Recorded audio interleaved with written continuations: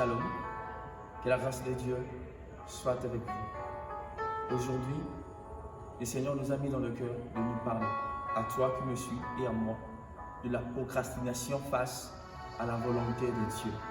Pour être court, la procrastination, c'est le fait de reporter à demain ou dans les instants qui suivent une chose, une décision qu'on pourrait prendre ou faire maintenant.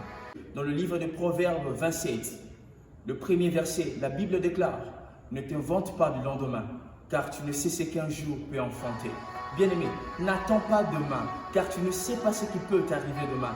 N'attends pas à recevoir le Seigneur Jésus, je ne sais pas moi, dans 2030. Beaucoup aussi disent « Non, je suis encore jeune, je veux encore jouir de ma jeunesse. » Oh bien-aimé, sache que la Bible dit « Jeune, réjouis-toi de ta jeunesse. » Mais sache qu'un jour, tu rendras compte à Dieu. Bien-aimé, je viens juste te dire que si aujourd'hui tu attends la voix de Dieu, si par cette image, si par cette vidéo, tu attends la voix de Dieu, n'endurcis pas ton cœur. N'attends pas demain pour recevoir le Seigneur Jésus. Il est peut-être vrai que tu dis, oh, moi je suis un pécheur. Il est peut-être que vrai que tu dis, je ne peux abandonner tel ou tel péché. Cela est devenu plus fort que moi. Laisse-moi te dire que Jésus-Christ, par son sang précieux et par sa puissance éternelle, et c'est lui qui nous délivre de péché. Sache qu'à la croix, Christ a porté tes péchés. Sache qu'à la croix, Christ nous a donné la victoire sur le péché. Il ne s'agit juste que de croire. Il ne s'agit pas d'effort. Il ne s'agit pas d'abord d'aller à l'église. Il ne s'agit pas d'abord de donner l'offrande. Il s'agit d'abord de te donner toi-même. Il s'agit d'abord de prendre une décision, de recevoir le Seigneur Jésus. Bien-aimé, je t'en supplie, par cette vidéo, le Seigneur Jésus se tient à ta porte et il frappe. Il frappe, il veut que tu ouvres la porte de ton cœur. Il veut que tu lui donnes ta vie, afin qu'il règne, afin qu'il domine.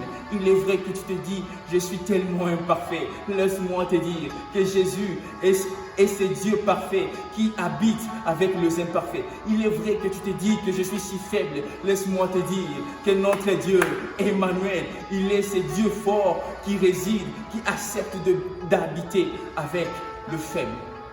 J'aimerais t'inviter maintenant. Aujourd'hui, n'attends pas demain. N'attends pas les heures qui suivent. N'attends pas les dimanches pour aller à l'église. N'attends pas le culte pendant la semaine. Mais maintenant, si tu attends la voix de Dieu, accepte Jésus-Christ comme Seigneur et Sauveur.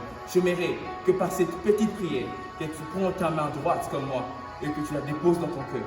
Sache que cette prière ne va pas te sauver, mais c'est d'abord ta foi. Il s'agit d'abord de la sincérité de ton cœur. J'aimerais bien t'inviter à prier avec moi. Toi qui acceptes aujourd'hui et maintenant de te mettre en règle, de fléchir à la volonté de Dieu. J'aimerais que tu pries avec moi. Dis, Seigneur Jésus, je viens devant toi. J'accepte que j'ai mené une vie loin de toi. J'accepte que j'ai vécu pendant longtemps sans toi. Mais aujourd'hui, je viens devant de toi. Je confesse de ma bouche le Seigneur Jésus. Et je crois dans mon cœur que Dieu t'a ressuscité dans le mort. Purifie ma conscience des œuvres mortes, afin que je te serve. Toi le Dieu vivant. Donne-moi ton Esprit Saint, afin qu'il me conduise. Écris mon nom dans le livre de vie. Au nom de Jésus. Amen. Bien-aimé, par cette prière, je viens t'annoncer une bonne nouvelle. Que tu es devenu un enfant de Dieu. Tu es devenu une nouvelle créature. Laisse-moi te dire que physiquement, rien n'a peut-être changé. Mais spirituellement, des choses ont changé. Sache que la vie que tu menais autrefois est passée. Maintenant, par le Saint-Esprit, Dieu te délivre du péché.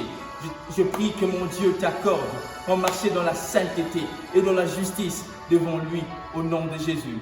Amen.